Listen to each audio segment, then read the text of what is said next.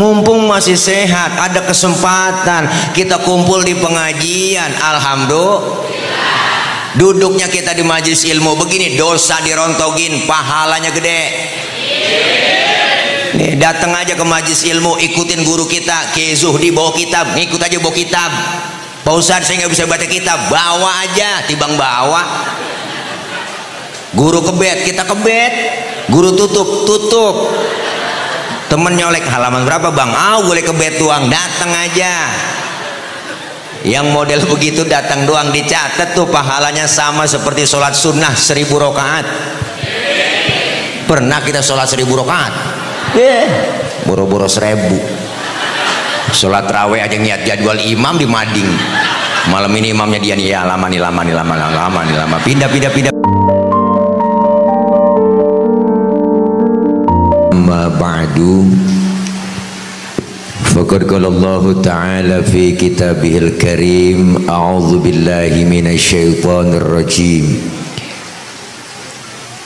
Wasari'u ila maghfiratin mir rabbikum wa jannatin 'arduhas samawati wal ardh u'iddat lil muttaqin. Sadaqallahul aliyul azim. Yang mulia segenap para alimil ulama, para kiai, para asatidzah, terkhusus segenap guru-guru kita yang hadir. Di antaranya yang mulia guru kami Al-Mukarram Al-Ustadz Ki Haji Zuhdi.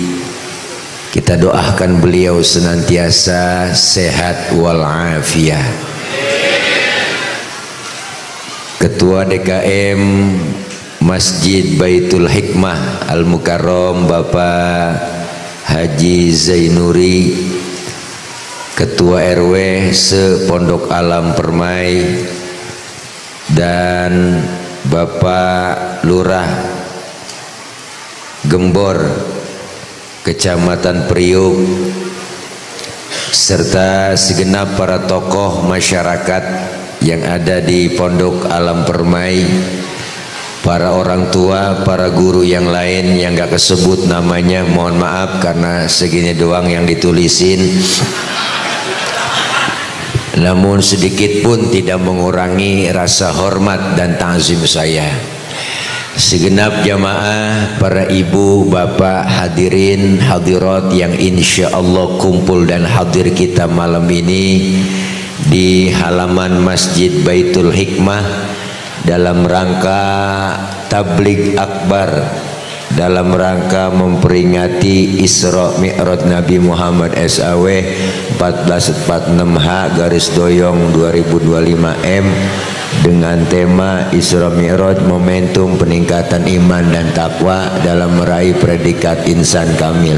Selasa, 28 Januari 2020. Baca diri dah. Mudah-mudahan kumpul dan hadir kita semua sehat walafiat.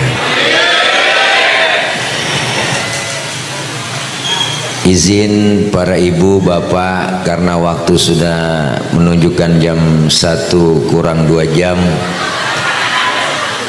udah rada malam, perjalanan 2 jam lebih.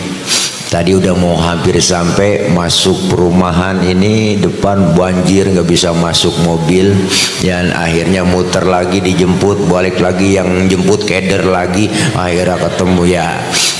Begini dah, alhamdulillah bisa nyaba kemari. Karena memang malam ini malam Imlek ya Bu. Ibu, girang dihujanin nih teman-teman kita. Waktu udah malam, ini bukan ceramah, ini kita kultum, kuliah tunggu makan. Bicara Isra dan Mi'raj. Isra secara bahasa artinya berjalan di waktu malam. Maka orang kalau lagi jalan malam itu orang lagi Isra. Anak muda tengah malam ngelancong ke rumah ceweknya, berarti anak muda lagi begitu kira-kira teh. Teteh berantem sama suami, tengah malam kabur gembol pakaian, berarti teteh lagi. Tetangga nanya, mau kemana teh? Gue mau Isra.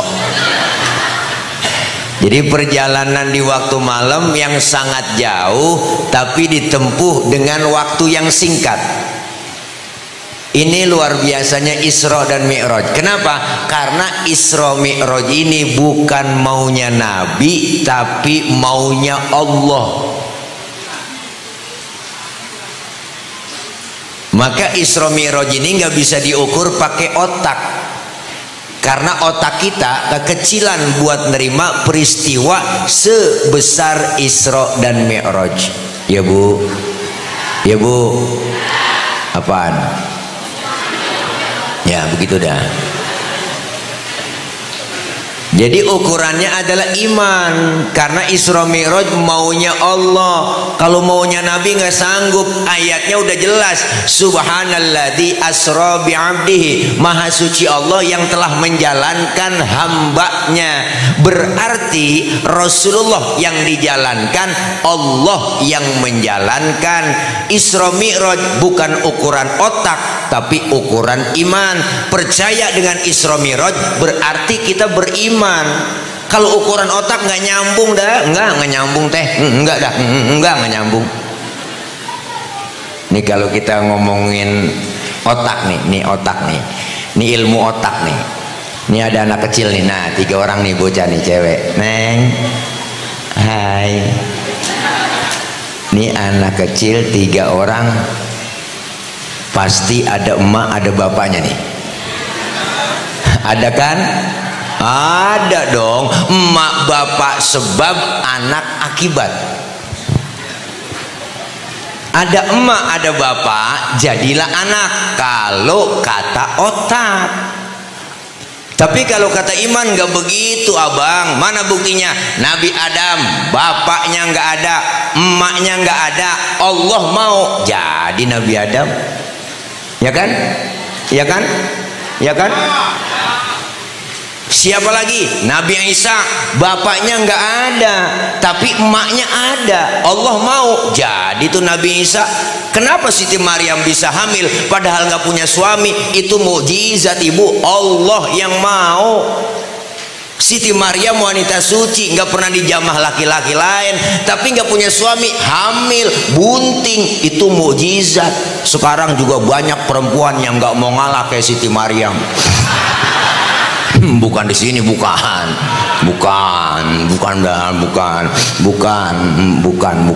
airnya mana nih, bukan. Nih, tangan saya lagi ngerepek begini.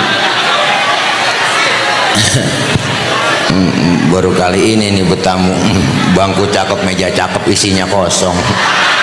Hai dada, belum kena air ini bang.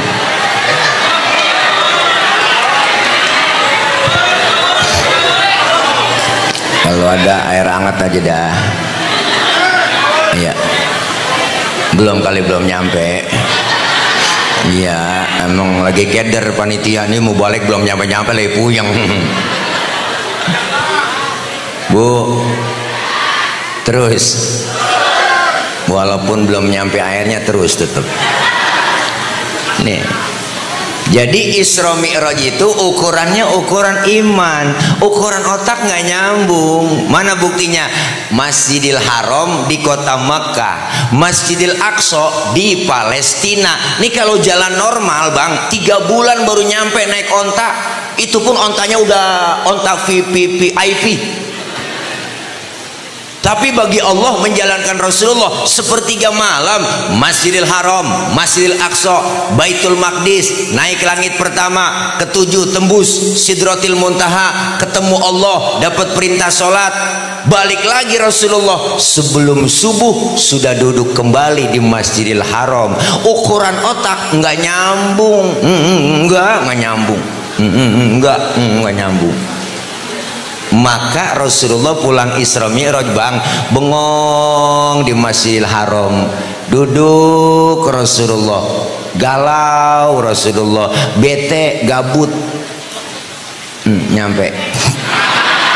Iya, oh larutan, tahu aja kalau saya lagi panas dalam. Ya, bebe jatuh. Oh, ya, bebe jatuh. Dulu saya bantuin. Ini ya anak nampannya ini lemas banget. Insyaallah. Nampannya meleot. Alhamdulillah, makasih guru ya. Ya Rinda, emang air doang rezekinya, emang air bening doang. Bismillah.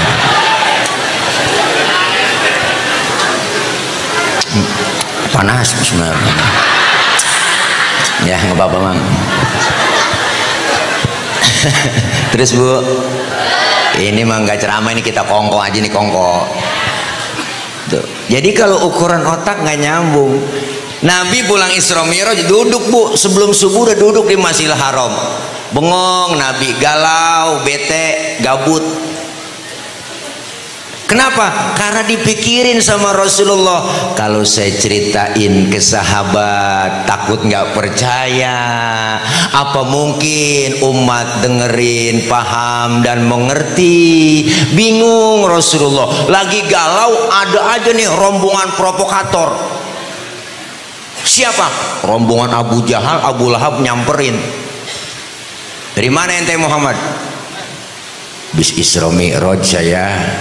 Dari Masjidil Haram ke Masjidil Aqsa diberangkatin oleh Allah, dijemput malaikat Jibril, ketemu Allah, tembus 7 lapis langit, dapat perintah sholat. Apakah rombongan Abu Jahal, Abu Lahab ngomong, yang bener ente, jangan bikin bohong mulu, bikin hoak mulu kerjaannya, bohong, nggak percaya, nggak mungkin. Sekarang berdiri ente. Nabi disuruh berdiri Rasulullah. Angkat kaki ente sebelah, diangkat sama Rasulullah Bu. Bisa berdiri kau? Bisa dong. Angkat lagi sebelah, ya jatuhlah saya. Nah begitu aja ente jatuh, apalagi tembus 7 lapis langit, bohong ente. Tinggalnya pergi rombongan Abu Jahal memprovokasi sahabat yang lain, datang ke Sayyidina Abu Bakar. Abu Bakar, teman Nona Muhammad udah PA. Ini kalau bahasa kita udah gila no. Katanya bi Isra Mi'raj ketemu Allah, dapat perintah sholat, sebelum subuh duduk lagi di Masjidil Haram. Siapa yang bilang? No, teman lu Muhammad. Apa kata Sayyidina Abu Bakar? Dengarkan.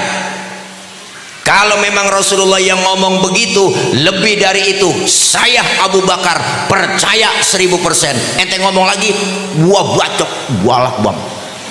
Tegas luar biasa. Maka Sayyidina Abu Bakar dapat julukan As-Siddiq, yang membenarkan Rasulullah Isra dan Mi'raj.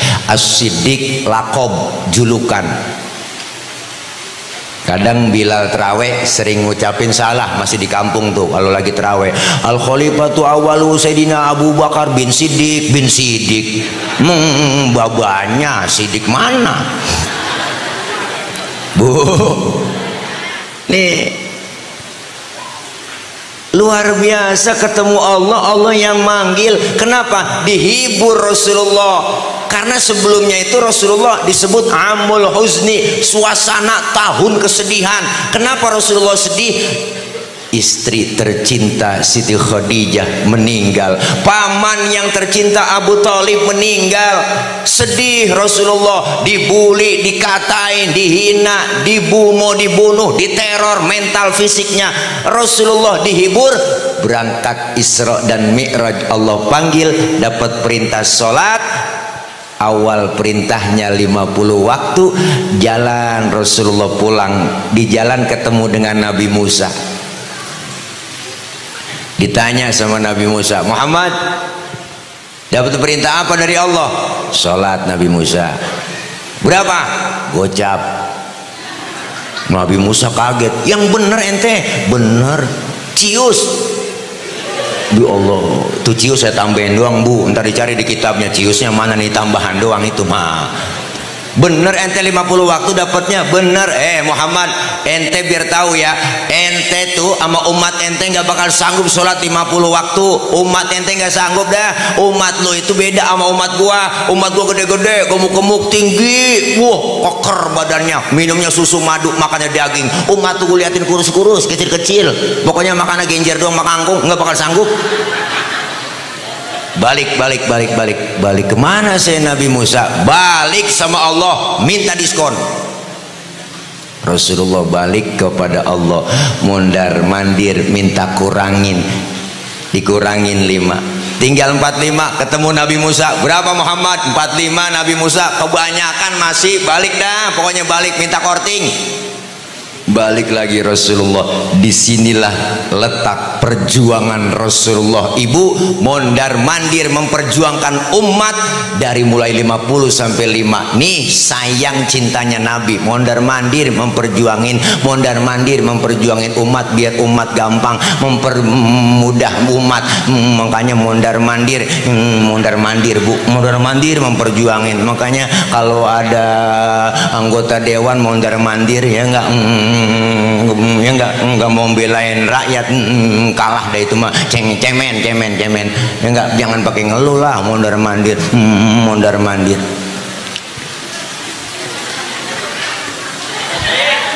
Udah tinggal 5 Bu, Bang, masih ketemu Nabi Musa lagi. Ditanya udah berapa Muhammad? Tinggal 5 Nabi Musa. Kebanyakan 5 juga masih, udah balik lagi. Apa kata Rasulullah? Nabi Musa, kalau gue balik lagi emang muka gue mau ke tembok. Udah malu dong, dari gocap sampai tinggal gotun. Dari 50 sampai tinggal 5. Biarin 5 dah, gue bawa pulang, gue rawatin. Jangankan yang 50 teh, yang 5 aja nih Bang. Kadang-kadang zuhur kena, asar terlepas, asar ketangkep, maghrib lewat, maghrib kena, isya lolos, subuh apalagi dah. Waduh, ujian subuh berat. Ada aja ujiannya terdengar dari Masjid Baitul Hikmah, as-salatu khairum minan naum. Ujian subuh datang buat bapak-bapak. Angin kencang, hujan gede, geledek gede, listrik mati, bini kutangnya debleh. Nah, ujian buat kacau Bu. Ujian buat bapak-bapak. Tapi kalau iman mantap, akidah kuat, lempar selimut, ambil sejadah, berangkat ke Masjid Baitul Hikmah. Tuh iman mantap, iman. Makanya bangunin suami subuh suami bangunin. Bu, subuh bangunin suami. Bu, bangunin suami. Apanya yang dibangunin? Orangnya. Nih, maka begitu besar hikmah yang kita ambil dari peristiwa Isra dan Mi'raj. Apa sih? Isra secara bahasa artinya jalan, jalan tentunya maju. Mi'raj artinya naik sudah pasti ke atas. Selesai Isra dan Mi'raj, ibadah kita lebih maju dan meningkat lagi sesuai tema momentum peningkatan iman dan takwa dalam meraih predikat insan kamil. Bu, mantep udah ini tema nggak nemu lagi udah. Agar segera meningkat kualitas ibadah kita. Dari mana kita ambil? Dari pelajaran sholat. Sholat itu kan pelajaran buat kita. As-sholatu lughatan ad-du'a. Sholat menurut bahasa artinya doa. Berarti orang yang rajin sholat rajin doa. Orang yang rajin doa rajin minta. Orang yang sering minta dikasih. Mintanya bagaimana Pak Ustadz? Pakai cara fikih mengajarkan wa wad'ul yamin 'ala shimal, meletakkan telapak tangan kanan di punggung tangan kiri. Tuh kalau sedang sedekah. Salat menurut syara adalah wahia aqwalun wa af'alun wa muftatahatun bitakbir wa mukhtatamatun bitaslim. Salat menurut syara ucapan dan gerakan dimulai dengan takbir, diakhiri dengan salam. Berarti salat doa mintanya pakai ucapan dan gerakan. Mintanya kudu ngomong. Kalau minta nggak ngomong ribet deh. Minta nggak ngomong ribet dah, ribet pokoknya. Anak kita minta beliin motor, nggak ngomong lagi, tahu-tahu nyolek. Bapak begini doang tangannya, ini berarti minta nggak ngomong dia. Bapaknya bingung, motor apa sepeda. Ibu minta beliin cincin sama suami, nggak ngomong lagi, Bang Abang lah bingung suami ngelihat ntar malam neng. Nah ngomong aja minta beliin cincin. Berarti sholat doa mintanya pakai ucapan dan gerakan. Maka dalam sholat ada rukun qauliyah, ada rukun fi'liyah. Diajarkan dalam fikih, ngaji lagi kita di majelis ilmu. Sedekap yang bagus fikih mengajarkan wa wad'ul yamin 'ala shimal, meletakkan telapak tangan kanan di punggung tangan kiri. Naroknya jangan di atas dada, jangan di bawah pusar. Naroknya pas di bawah dada, di atas pusar, pas tengah-tengah. Laki-laki sholat berdiri di dalam masjid maupun di rumah selebar kakinya sejengkal, jangan lebih-lebih. Perempuan kalau sholat kakinya harus rapat, bener teh? Kenapa laki-laki sholat kakinya nggak boleh rapot, kegencet? Ada aturannya. Ibu nggak ngerasain sih ya. Ada sesuatu yang ganjel teh. Lah giel. Lah ada aturannya. Perempuan sholat nggak boleh kakinya bekangkang lebar. Lah ada angin dari bawah masuk ke mukena seriwing. Ada aturan semua. Maka diajarkan kita di majelis ilmu. Ini pentingnya pengajian. Kenapa ibadah kita bisa benar lantaran ada ilmu. Di sini ada guru kita Kiai Haji Zuhdi. Kumpul kita di pengajian. Jangan pakai ragu-ragu. Ustadz repot banget saya mau ngaji. Ngomongin repot, siapa juga repot. Sibuk tadi ngomongin sibuk, semua kita sibuk. Dari muda kerja udah repot, punya anak ngurusin anak repot, udah tua punya cucu ngurusin cucu repot lagi. Lah kapan ngajinya? Bener teh? Ntar tan ngaji ngarepin pensiun lah, pensiun udah 59, udah tua, kemauan ada, kemampuan gak ada. Wa man nu'ammirhu nunakishu fil khalqi afala yaqilun. Siapa orang yang kami panjangin umurnya, kami kurangin bentuk kejadiannya. Sekarang terasa udah, mata udah lamur, pandangan udah kabur, kulit udah pada lentur, gigi banyak yang gugur, diajak ngomong pada ngelantur, ya kan? Maka cuma bisa membubur, dikit lagi digotong masuk ke dalam. Ngaji, luangkan waktu, jangan nyari waktu luang. Kenapa? Karena ngaji nggak ada batas waktunya. Dari mulai di bedong sampai di bedong lagi. Siapa yang bedong? Amil. Itu yang bungkus orang mati, namanya di kampung saya amil. Hati-hati sama amil. Siapapun yang dipegang amil mati. Diajarkan kita di pengajian biar dapat ilmu. Duduknya kita di majelis ilmu nggak lama, paling lama kita ngaji 1 jam ya teh. Sempetin waktu. Kalau bicara sibuk semua sibuk. Emang apa sih teh nggak ngaji? Ntar nungguin tua-tuaan. Ngaji nungguin tua-tuaan. Kalau ngaji udah tua, kuping rada budek, mata kurang awas. Kan ngajarin setengah mati. Ngajar juz amma aja kita mana nenek baca nek innahu kana tawwaba, kuping rada kurang denger innahu kawat tembaga. Nah itu kalau orang udah tua.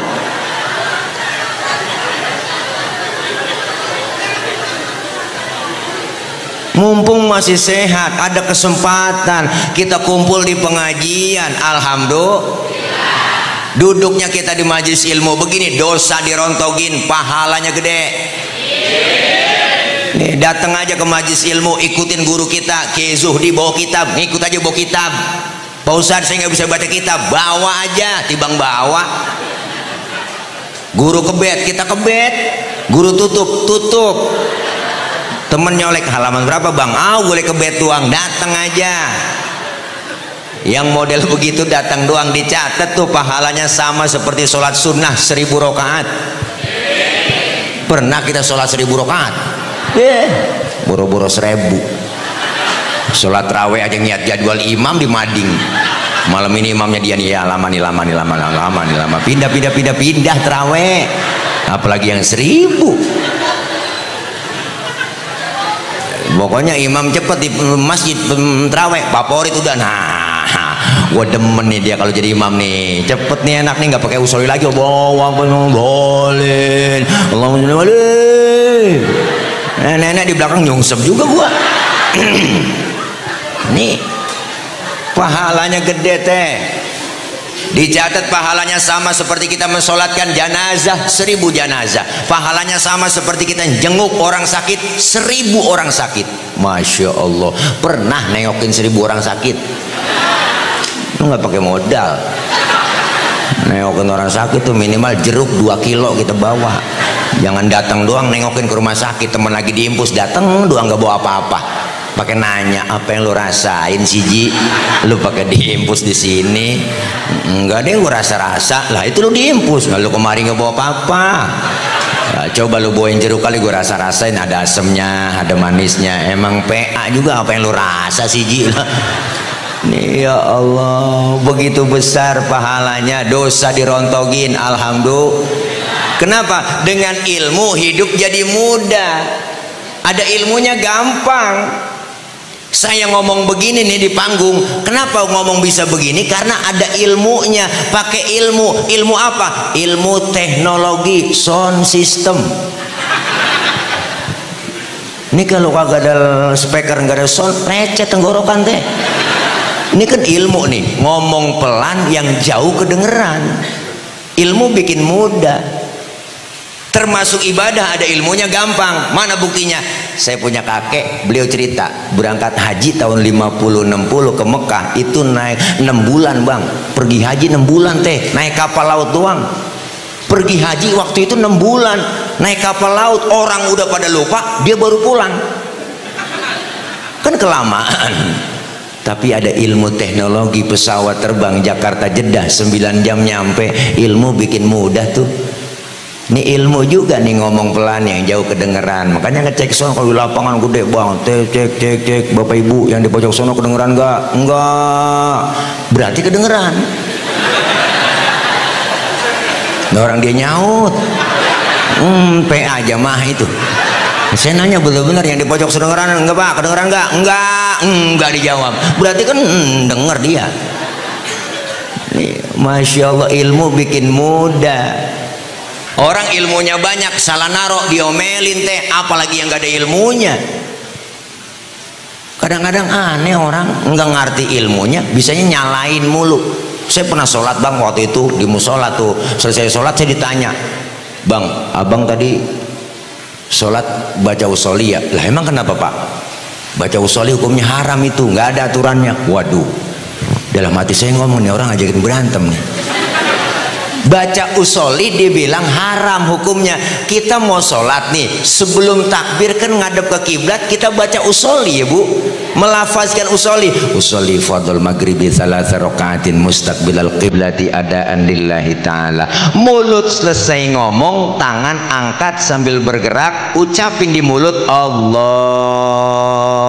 Mulut ngomong Allah, barengin di hati ngomong niat sahjaku saya sholat maghrib 3 rakaat menghadap kiblat fardu karena Allah Ta'ala hu akbar.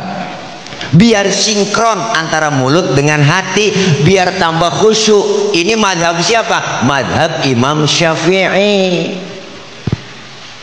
Yang nggak boleh baca usholinya habis takbir, baru nggak boleh Allahu Akbar usholi fardul maghrib. Ini yang PA. Lah udah takbir baca usholi, terus nggak baca usholi bagaimana Pak Ustadz? Nggak ngapa-apa, karena melafadzkan usholi bukan rukun dalam sholat. Kita waktu maghrib kepepet, langsung aja takbir, niatin barang di hati Allahu Akbar, sah. Bahkan kalau menurut saya sebelum kita takbir ngadep kiblat mau sholat nih, nyanyi masih boleh. Kita mau sholat nih ngadep kiblat, sebelum takbir nyanyi, sampai hatimu begitu tega di depan mataku kau jual cinta, begitu hina begitu rendahnya dirimu rela ditukar rupiah. Betapa lemah imanmu, tak mampu menahan nafsu, tak sudi lagi ku melihatmu, sampai hatimu takbir dah Allah, barengin niat di hati Allahu Akbar. Menurut ilmu fikih sholat kita sah. Kenapa saya katakan sah? Nyanyinya sebelum takbir. Cuman masalahnya satu, kita punya otak apa enggak, itu doang. Masa mau sholat nyanyi panjul? Bener Bu? Ya kalau mau sholat jangan nyanyi, bener. Tapi secara hukum ya sah-sah aja. Orang nyanyinya sebelum takbir, cuman adab lu nggak ada, Panjul. Makanya adab itu perlu. Selain rukun syaratnya penting kita pakai semuanya. Nah adab mesti, adab yang bagus sholat, pakaian yang rapi dong. Masa ke rumah camat rapi, ke rumah bupati dewan rapi, pakai batik rapi, wow cakep loh, keren, wangi. Lah ngadep ke Tuhan, ngadep Allah, pakai kaos partai sholat. Mana gede buat bacanya coblos nomor 2 pret. Ini adabnya nggak ada, bener Bu? Iya, makanya ngaji. Terus iya, ilmu biar dapat. Ilmu banyak salah naro diomelin, apalagi yang nggak ada ilmunya. Tadi di sini ada qori nggak Bu? Ada nggak Bang? Qori boleh baca begitu. Kenapa? Karena punya ilmu. Ilmu apa? Ilmu kiroat, boleh tuh baca pakai lagu Nahawan, Bayati, Sika, Soba, Jiharka, boleh. Bahkan Rasulullah bilang zayyinul Quran bi aswatikum, hiasi Quran dengan suaramu yang bagus, yang merdu. Tuh boleh. Qori boleh baca begitu karena punya ilmu. Tapi ketika jadi imam sholat itu qori nggak boleh bacanya kayak tadi, ya kan? Ini mentang-mentang qori internasional sholat jadi imam, takbir Allahu Akbar, baca Fatihah, Bismillahirrahmanirrahim. Makmum teriak kelamaan, Mam. Bener Bu?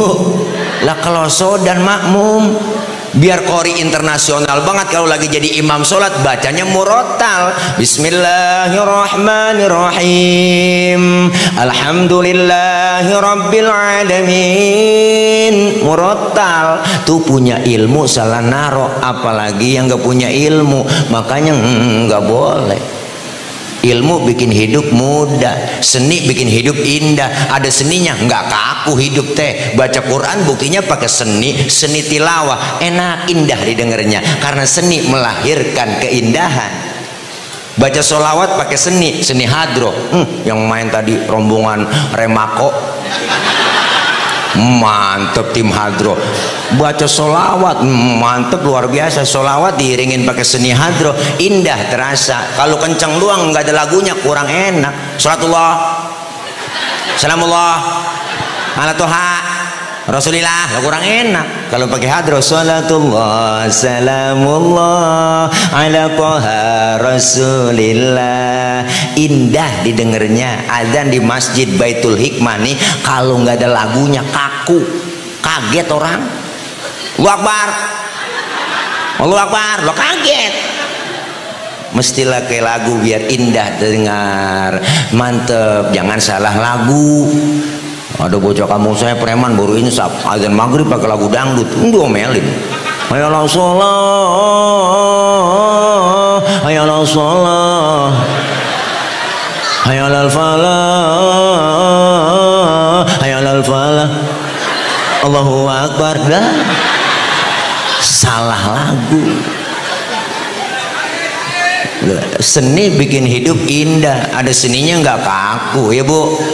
Iya, saya mau orangnya nggak kaku-kaku amat. Saya mau orangnya santai ya nggak. Waktunya kita ngaji, waktunya nyanyi saya. Lah saya kalau nyanyi itu saya panggil teman saya, telepon, lu pemain keyboard datang ke rumah. Depan saya di rumah ada saung, ayo lu main situ, gue nyanyi. Wow, nggak apa-apa, joget-joget aja. Orang joget disuruh. Siapa yang nyuruh? No, Ayah Haji Oma yang nyuruh.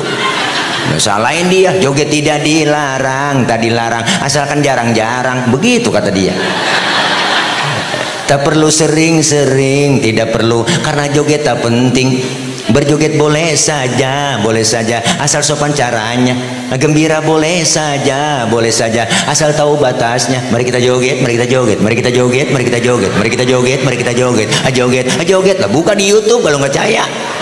Iya lah, omelin aja masa saya. Mau dia yang nyuruh joget, bener Bu? Iya, iyalah seni hidup indah. Di seni ada hadro seninya. Mak-mak biasanya ketimpring rebana. Di kampung saya rebana po ketimpring tuh.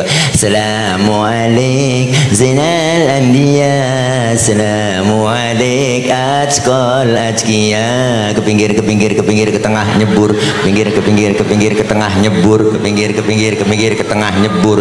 Tuh kalau ketimpring begitu. Pemainnya semuanya pada nyebur. Anak kecil rombongan ABG tuh, anak sekolah TK PAUD tuh pakai marawis, dia kendang kecilnya banyak, bring brek brek bring brek bring brek brek bring brek tuh. Bring artinya pergi, brek duduk.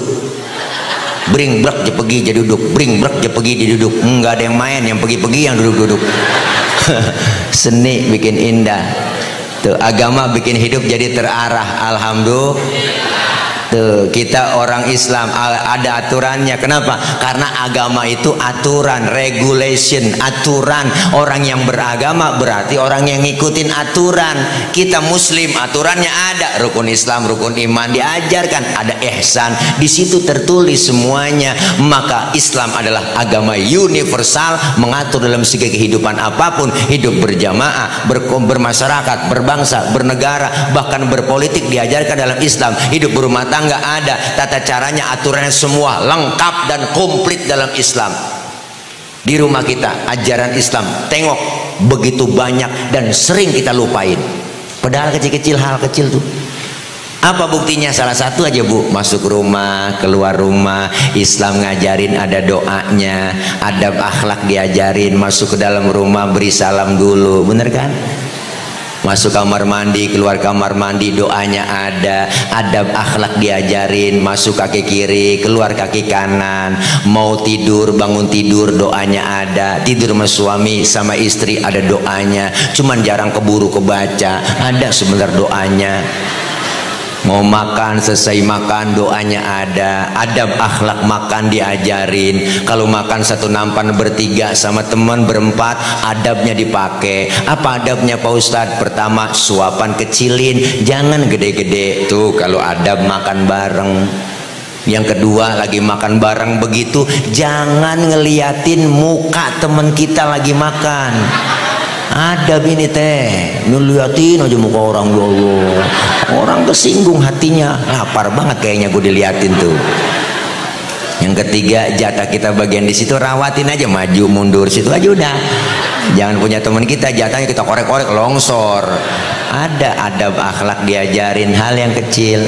Kumpul bareng sama teman lagi ngeriung ngobrol, kita rame-rame lagi seru-serunya, lagi seru-seru ngobrol, denger suara kentut. Islam ngajarin yang denger kentut disuruh pura-pura enggak denger. Sampai segitu Islam ngajarin teh. Maka kalau lagi kumpul bareng, bang, kita ngerokok, ngeriung rame-rame nih, denger suara kentut diam, jangan ribut, rasain aja.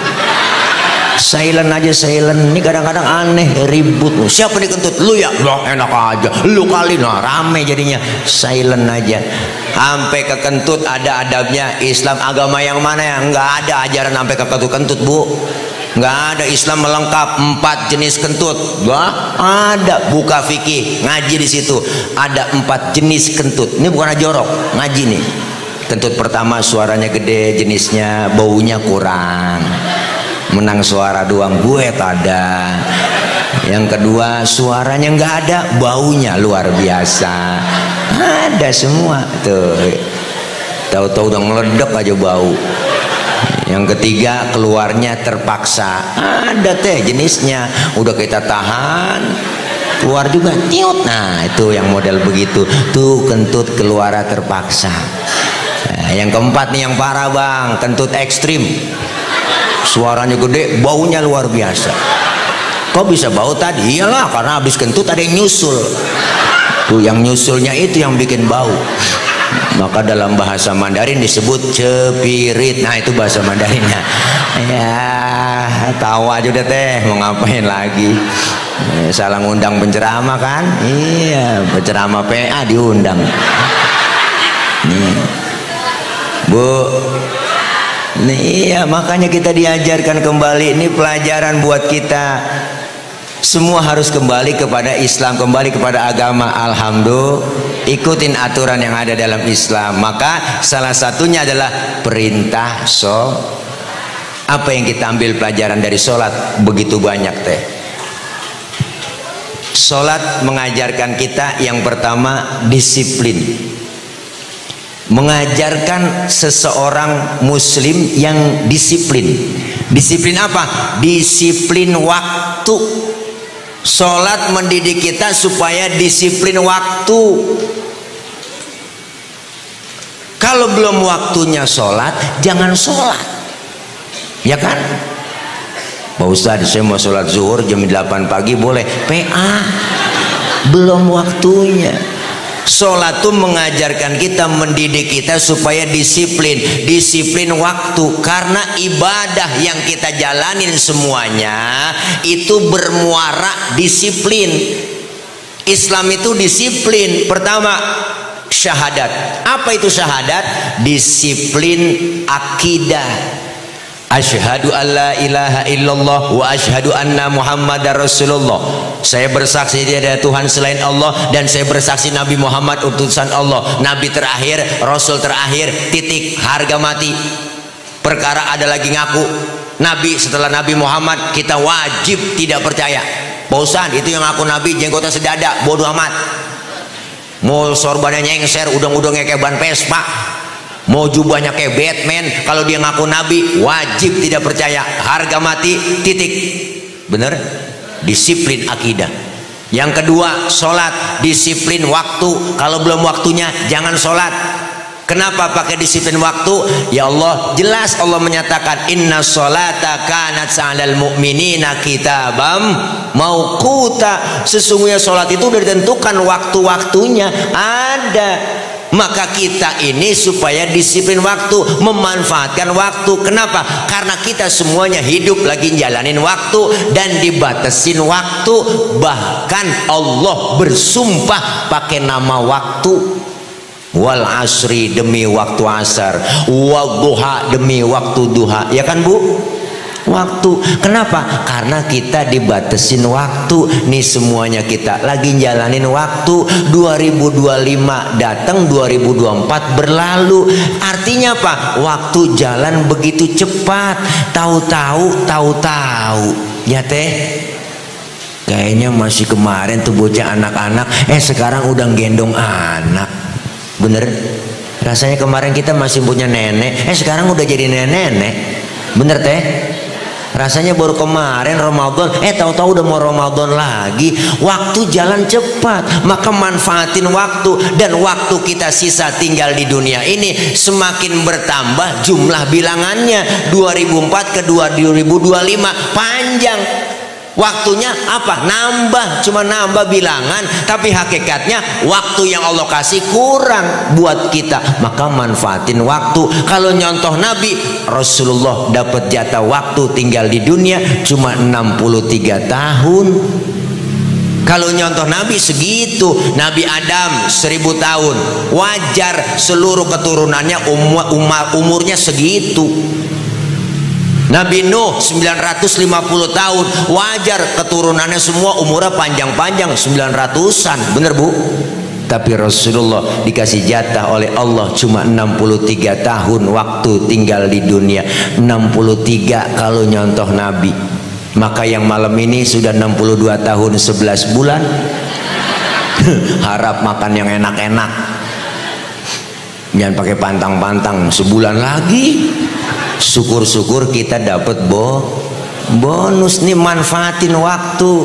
Waktu jalan cepet banget teh, Masya Allah. Kayaknya baru kemarin bener kita Ramadan, rasanya Ramadan udah datang lagi ya teh.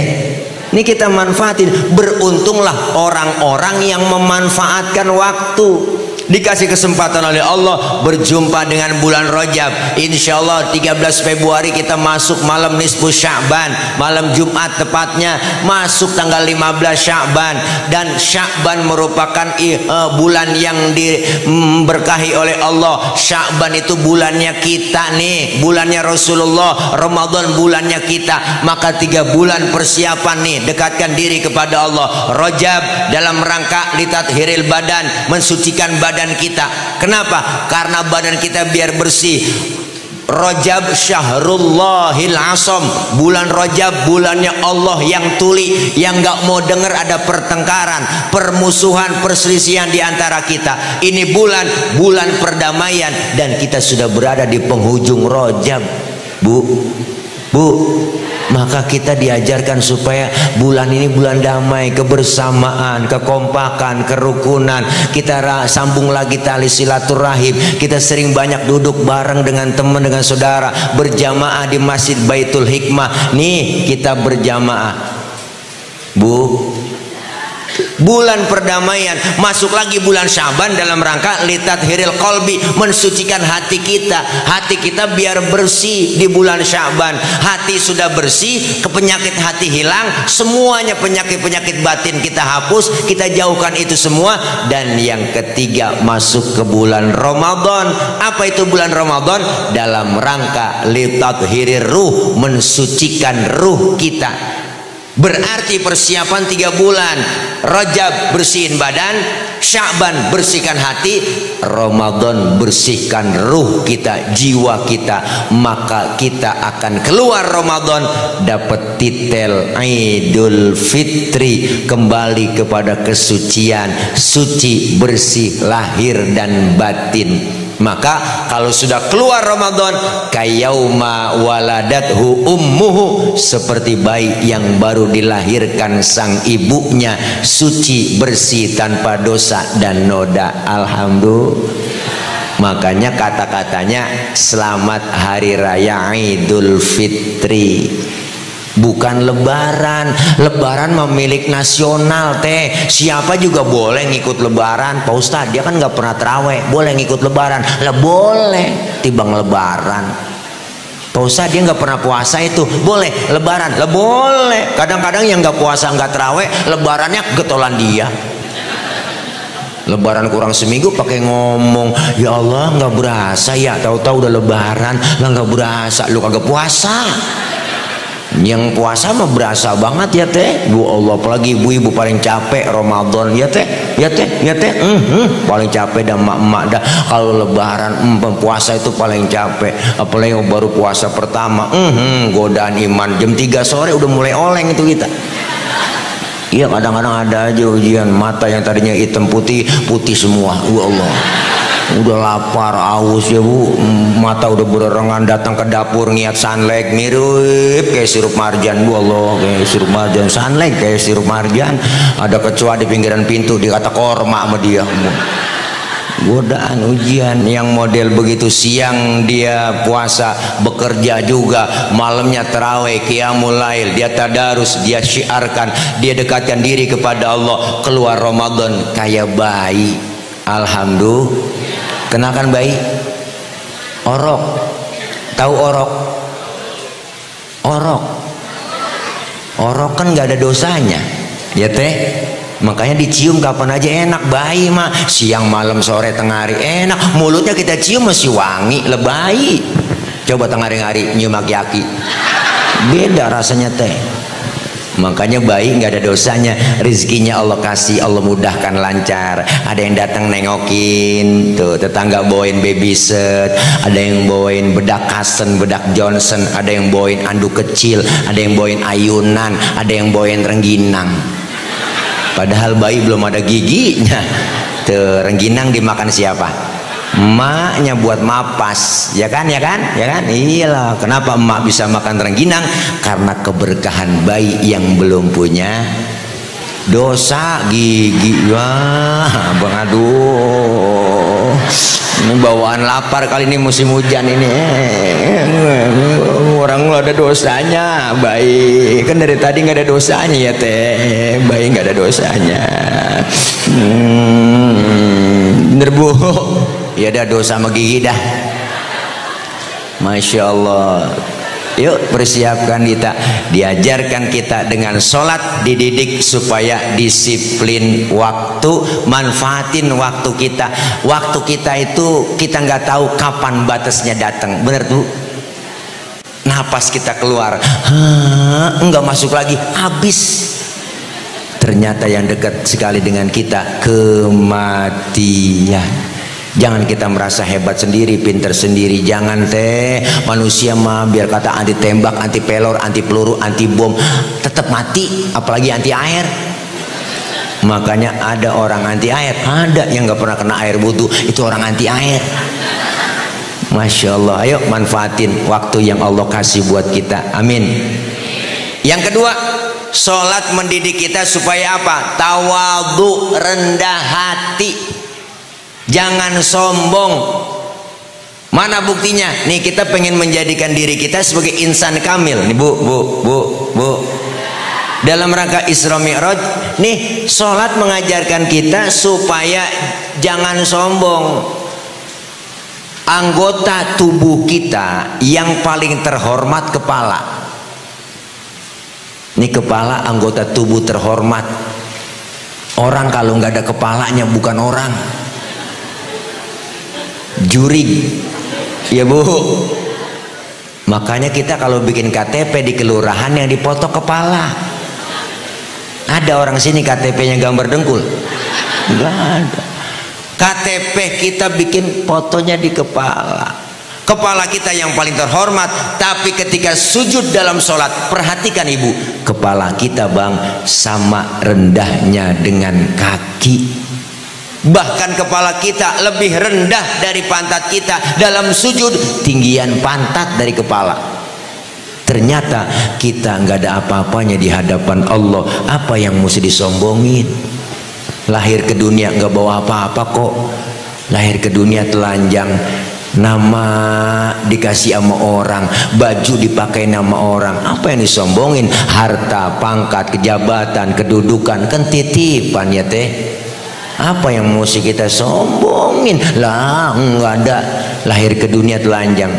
Bukankah engkau dilahirkan telanjang tanpa sehelai benang? Kemudian berkat rahmatnya Tuhan kau bisa jadi orang. Tak malukah, tak sadarkah kau kira dirimu siapa? Jangan mentang-mentang kuasa menyuruh orang tolak pinggang setinggi dada. Silahkan punya dan kuasa, tapi janganlah angkuh sombong pada sesama. Tidakkah kau perhatikan dari apakah dulu dirimu dijadikan? Dari tetes air hina kau diciptakan, lalu engkau disempurnakan. Itu kesombongan, itu keangkuhan. Tak pantas kau sandang sebagai seorang insan yang tiada daya tanpa kehendak Tuhan. Ya Allah bu, setetes air hina bu, volume ke-12 soneta. Disindir kita lagu itu. Bener apa yang disombongin? Harta, pangkat, jabatan. Disebut kaya, ada yang miskin lah. Jangan sombong. Mentang-mentang kaya, jalan gak nginjek tanah. Kuntilanak ya teh. Lah, mentang-mentang kaya, sombong, pelit lagi, najong dah. Dikira duit dari dia, hasil dia ya bu. Iya, makanya kalau ada orang kaya, hartanya banyak, dia pelit sama yatim, dia pelit sama fakir miskin, ntar juga duitnya habis dimakan sama dokter. Berobat ya kena gula, liver, jantung, stroke, nangkrak aja dia harus balik. Ya Allah, mati enggak, hidup enggak, jadi kembang balik. Pagi dijemur, anaknya 7:30, 7:30 dimasukin lagi. Ya Allah bu, anaknya yang jemur 7:30 lupa ngangkat. Main game aja anaknya, ya Allah 11:30 baru ingat, ya Allah bapak lupa keangkat. Kagak tahu bapaknya udah kering ulen. Ya Allah, jangan pelit. Disebut kaya ada yang nggak mungkin disebut kaya kalau nggak ada yang miskin. Memang sudah diatur dalam hidup ini semua berbeda. Ada yang miskin, ada yang sedang, dan juga ada orang kaya. Agar satu sama lain bisa saling memerlukan, agar roda kehidupan bisa berputar, berjalan, berputar, berjalan. Kalau semuanya konglomerat, takkan ada pembangunan. Wah, ada lagunya itu. Jangan sombong mentang-mentang kaya, pangkat tinggi, mentang-mentang bintang 3, bintang 4. Ya, apa yang disombongin? Tibang bintang kaleng. Kalau bintang di langit boleh sombong, lah bintang kaleng. Lagu buat saya buang-buang mulu bintang kaleng. Jangan sombong. Pangkat yang paling tinggi pensiun. Yo, titel yang paling tinggi almarhum. Udah nggak ada lagi, udah. Bener? Semuanya datang dari Allah, kembali kepada Allah. Makanya kita diajarkan kebersamaan. Disebut atasan, ada bawahan. Nggak mungkin disebut atasan kalau nggak ada bawahan. Coba ibu praktekin, pakai baju atasan doang nggak ada bawahannya, bagaimana rasanya? Ya kan? Saling perlu kita. Siapa dan betapapun kita pasti perlu orang lain. Saya ngomong begini nih karena ada bapak ibu yang dengerin tuh. Ibu bapak menghadapnya ke panggung. Kenapa? Karena ada yang didengerin. Kita ini hidup saling perlu. Bukan berarti saya penceramah kiai lebih hebat dari jamaah. Salah besar itu. Walaupun saya ceramah 3 jam di sini sampai subuh saya ceramah, cuman yang dengerin gak ada. Paling kata Marbot, itu usah dulu lama begitu kan PA saya. Bener bu? Semua kita jangan merasa hebat, bener. Semua perlu orang lain. Kerjaan yang paling berat bangun masjid, bangun musola, bangun madrasah. Perlu banyak bantuan orang, itu kerjaan yang paling enteng. Ketawa tuh nggak pakai modal, ketawa bang, itu pun ketawa. Perlu bantuan orang lain. Hati-hati kalau udah bisa ketawa sendirian, perlu dicurigain. Maka kita semua muslim diajarkan melalui masjid. Ini pelajaran bang. Baitul Hikmah, masjid kita, simbol kebersamaan umat. Simbol kebersamaan umat. Simbol demokrasinya kita di sini. Siapapun masuk masjid Baitul Hikmah, copot sendal, buka sepatu. Itu aturan. RT masuk masjid, buka sepatu teh. Jangan mentang-mentang RT. RW masuk masjid, buka sepatu. Lurah masuk masjid, buka sepatu. Camat masuk masjid, lah buka sepatu. Gubernur masuk masjid, copot sepatu. Nur. Termasuk presiden masuk masjid, buka sepatu. Pinter anak-anak.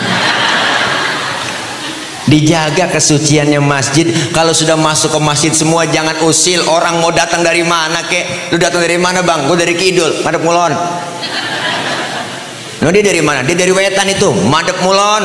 Lu dari mana? Gue dari Kulon, ngadep Kulon juga lu. Semuanya sama di hadapan Allah. Nggak ada orang nomor 1 dalam masjid. Bener?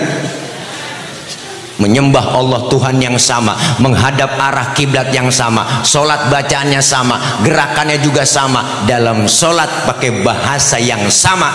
Ini makna bineka tunggal ika, beda tapi satu tujuan. Islam udah ngajarin Pancasila lewat masjid bang. Kacau sholat kalau pakai bahasa masing-masing, rame. Yang dari Sunda takbir Gusti Allah nu ageng, malaikat ngomong nanaonan silaing euy. Yang dari Padang kencangan lagi Allah nan gadang, malaikat ngomong ranca bana. Rame kacau. Makanya kita pengen satu nusa, satu bangsa, satu bahasa Indo. Tuh bu, udah komitmen kita. Di masjid jangan ngomongin soal warna kulit, karena warna kulit begini kita nggak mesen. Jangan ribut soal warna kulit. Bener bu? Potongan muka kita begini kita nggak mesen bang. Jangan ngatain orang dong. Kadang-kadang usil banget. Tuh orang hidungnya lucu ya, hidung orang dibacain, orang nggak mesen. Di masjid jangan bicara soal warna kulit. Di masjid jangan bicara soal suku. Dari suku apapun dia dilahirkan, warna kulitnya apapun, kalau dia muslim saudara kita. Benar? Hebat Islam. Kalau udah masuk masjid sholat jamaah dong. Ada imam, ada makmum syaratnya. Makmum siapa aja boleh. Pak Ustadz, itu dia kan tukang mabok, boleh nggak jadi makmum? Lah boleh. Tibang makmum. Emang mabok apaan dia? Tuh kalau naik mobil muntah mulu. Mabok kendaraan. Beda lagi. Boleh, lah boleh. Pak Ustadz, saya dengar bacanya nggak fase tuh orang, boleh jadi makmum? Lah boleh. Lah tibang makmum, ketinggalan 1 rakaat aja boleh jadi makmum. Maka dalam ilmu fikih nggak ada bab pemilihan makmum, nggak ada. Yang ada bab pemilihan imam. Imam mau mimpin orang banyak, kalau imamnya bego, makmumnya geblek, kacau sholat. Maka nggak sembarangan jadi imam, nggak sembarangan Bu. Imam ada syaratnya. Dulu kejadian Bang, ada 3 orang goblok, 4 orang goblok, 4 orang goblok, 4 orang goblok. Ada 4 orang goblok. Goblok tahu kan goblok? Bego tahu kan bego ya? Tolol tahu kan tolol ya? Blow on tahu blow on? Minum es ditiup. Tuh orang blow on, dia kirain panas ngebul, dia tiupin tuh es. 4 orang goblok sholat di masjid, musolanya udah tua, atasnya pagar, banyak tikusnya. 1 imam, yang 3 makmum. Pas lagi atahiyat, tikus jatuh Bu, pas di depan imam, gede botak. Profesor tikus lagi atahiyat, tikus jatuh, kaget imam, tuh tikus jatuh. Batal nggak Bu? Batal. Temennya yang belakang maksudnya bagus, mau negor sang imam, nggak ngerti ilmunya, dia nyolek dari belakang. Lagi sholat nggak boleh ngomong.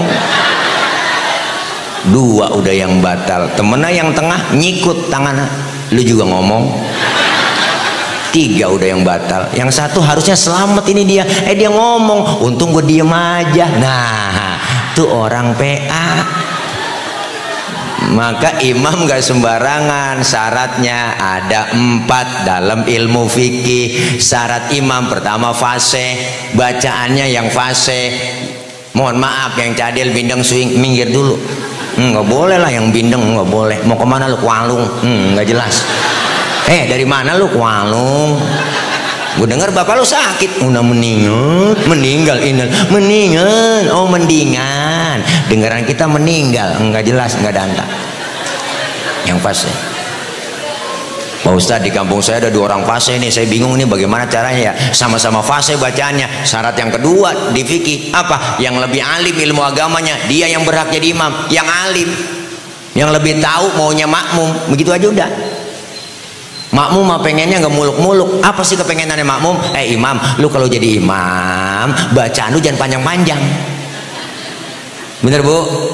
Karena Rasulullah udah mesen, idza amma ahadukumun nas falyukhaffif. Kalau kalian jadi imam dalam sholat, ringankan bacaannya.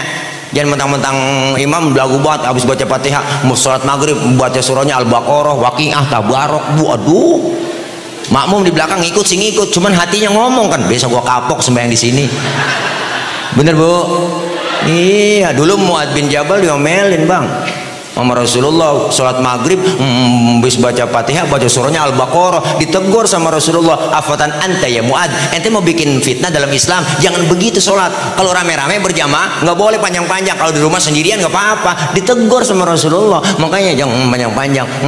Makmum pengennya nggak muluk-muluk nih makmum nih pengennya nih pengennya makmum nih nggak muluk-muluk Bang, pengennya makmum. Kita kan makmum nih nggak muluk-muluk pengennya kita nih, anak kita sekolah gratis, kesehatan gratis, lapangan kerja ada, sembako murah, tuh pengennya rakyat. Lu biar inget imam, biar inget lu imam, ya kan. Nah iyalah. Pak Ustadz, bingung saya, ini di kampung saya orang fasenya sama, alimnya juga sama. Bingung saya nih, siapa yang harus jadi imam? Syarat yang ketiga apa itu? Yang lebih tua umurnya, dia yang berhak jadi imam. Waduh Pak Ustadz, saya lihat KTP-nya lahirnya bareng, kemarin ulang tahun bareng dia nih, bareng sama umurnya juga. Syarat yang keempat, yang lebih dulu tinggal di kampung itu siapa? Dia yang berhak jadi imam. Emang tinggalnya bareng Pak Ustadz dari masih kecil. Dia kan CS kental ini, kemana aja berdua-duaan mulu, punya rokok sebatang, karang potes sebelah dia nih. Oh saya kental, iya sama, tinggalnya bareng. Habis syarat fikih, 4-4-nya udah habis.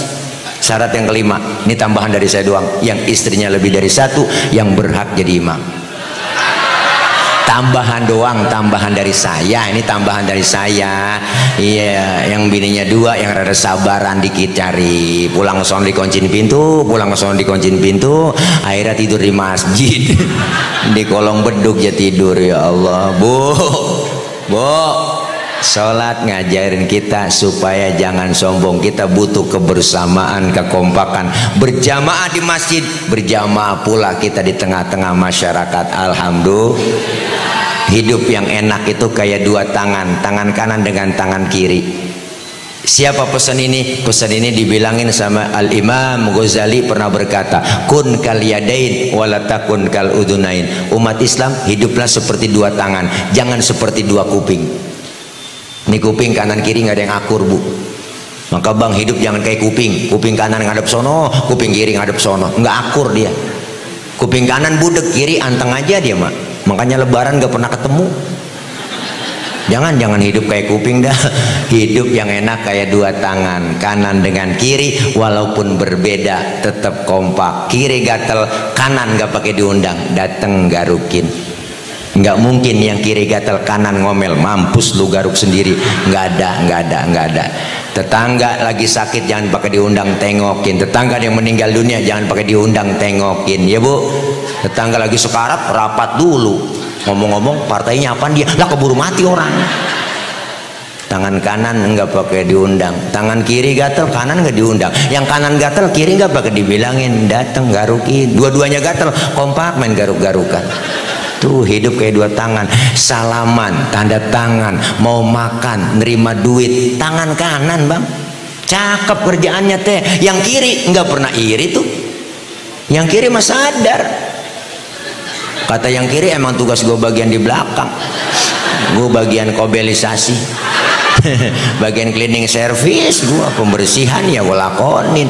Tapi yang kanan cakep kerjaannya, nggak pernah sombong yang kiri. Apa kata kanan kiri? Sabar, walaupun yang terima duit gue, ntar gue ke mall, gue beliin jam tangan, kan yang make elu. Kiri, sabar ya, walaupun yang terima duit gue, ntar gue beliin cincin, yang make kan elu, ya Bu. Hidup saling kompak, kerjasamanya kanan dengan kiri kompak dan bagus. Kapan kita jalan lenggang tanpa terasa, tangan kanan maju ke depan, kiri ngalah mundur ke belakang. Kiri yang ke depan, kanan gantian. Ya dah, gua ngalah ke belakang. Cakep jalan kita. Coba lagi jalan. Kanan kiri nggak ada yang mau ngalah, begini jalan. Nah, ini namanya Bu statis, jumud, beku, nggak pernah maju-maju. Kita pengen lewat sholat berjamaah mengajarkan kita supaya kita kompak bersatu dan tawadhu, rendah hati, jangan kita sombong. Yang ketiga, sholat mengajarkan diantaranya adalah supaya kita jujur dan jujur. Ketika subuh 2 rakaat, 2 laksanakan. Ketika maghrib 3 rakaat, 3 laksanakan. Pak Ustadz, saya kurangin 1 ya. Itu namanya korupsi rakaat. Bener Bu, jujur artinya menghadirkan Allah dalam hidup. Kalau saya sendiri, yang kedua Allah. Kalau saya berdua, yang ketiga Allah. Selalu menghadirkan Allah dalam hidup. Dengan kita sholat, maka ayatnya jelas, aqimis sholat, dirikanlah sholat, bukan sekedar mengerjakan sholat. Dengan kita mendirikan sholat dalam pelaksanaan ibadah, insya Allah kita akan aplikasikan dalam hidup dan kehidupan di dunia ini. Dengan apa? Perbanyak kita melaksanakan amaliyah ibadah, dan ibadah yang mahdoh maupun ibadah yang ghairu mahdoh, agar kita apa? Dari aplikasi sholat kita bisa disiplin, jujur, dan kita tidak sombong, dan begitu banyak lagi ilmu yang kita dapatkan dari perintah sholat. Semoga kita kumpul malam ini, kumpul lagi nanti di bawah naungan bendera Rasulullah SAW, dan dapat kita syafaatul uzma kelak di yaumil qiyamah. Dan kita berharap Rajab, Sya'ban, Ramadan 3 bulan langsung doa.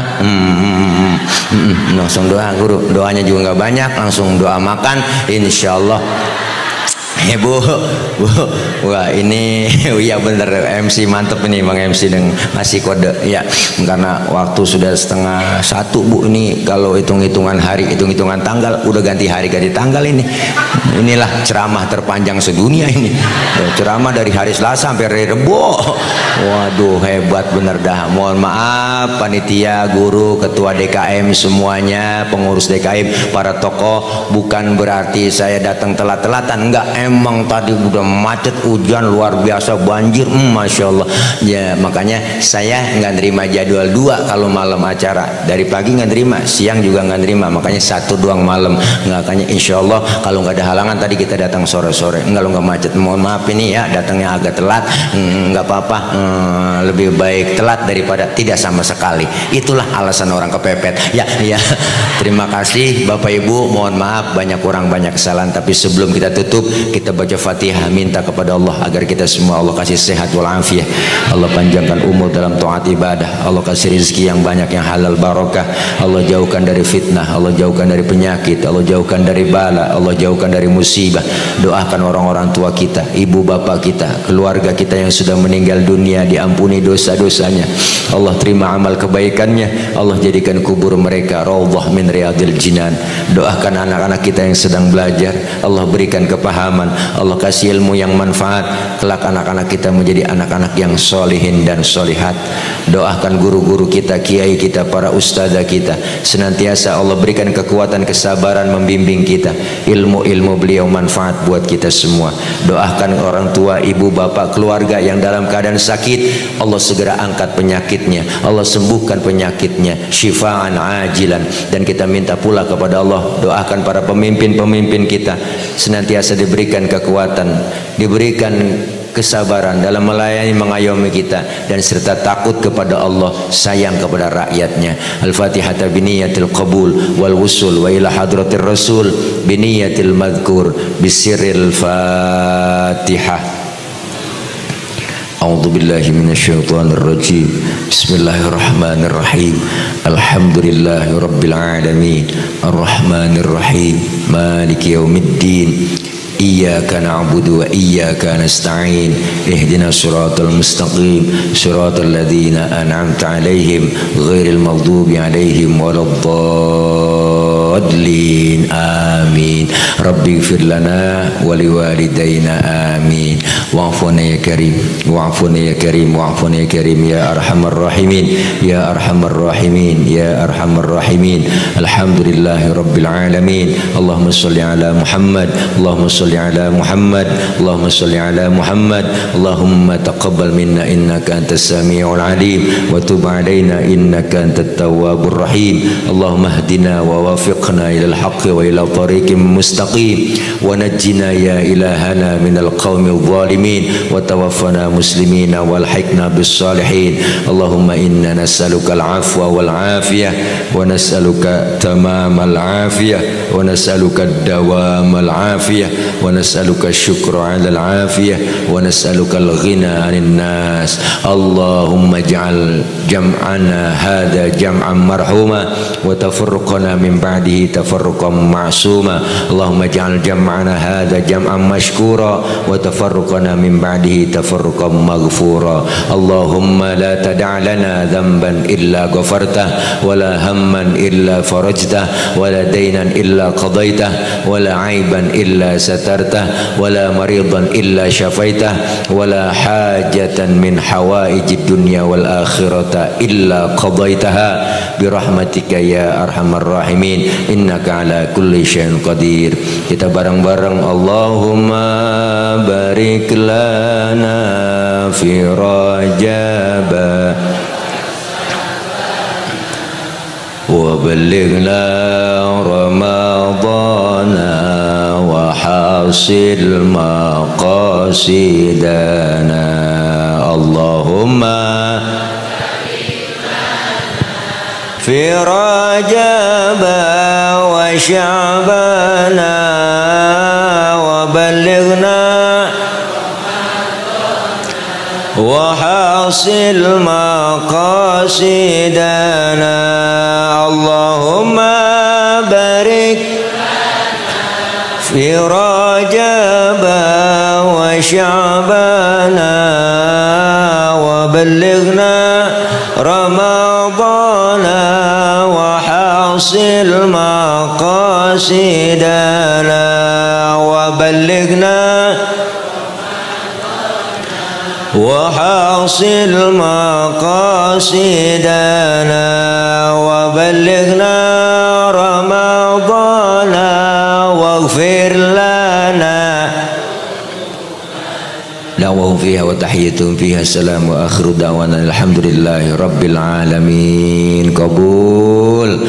Terima kasih ibu bapak hadirin jamaah, banyak kurang banyak kesalahan, hati-hati di jalan, yang sudah di hati kapan jalan-jalan.